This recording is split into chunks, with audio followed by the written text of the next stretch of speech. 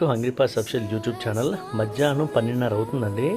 ఈ టైంలో ఫీడింగ్ కోసం వచ్చాను. ఇదిగోండి, ఎండవేడి తట్టుకోలేక ఇలాంటి పెట్టెలు ఏమైనా ఉన్నా, చిన్న చిన్న బడ్డీ లాంటివి ఉన్నా దూరిపోతాయి. యాక్చువల్లీ వీడు చాలా కోపంగా ఉండేవాడు, అసలు దూరంగా ఉండి వీడికి ఫుడ్ పెట్టేవాడిని.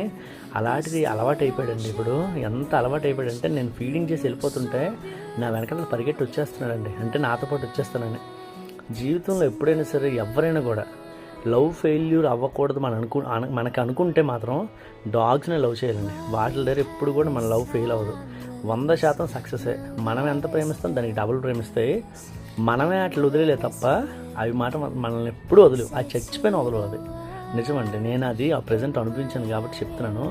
ఎవరైనా డాగ్స్ని లవ్ చేసి చూడండి. లైఫ్లో ఇంకెప్పుడు కూడా డాగ్స్ని ఒక మాట అనాలంటే మనకు నోరు రాదండి. వాటి ప్రేమ అంత స్వచ్ఛమైనది.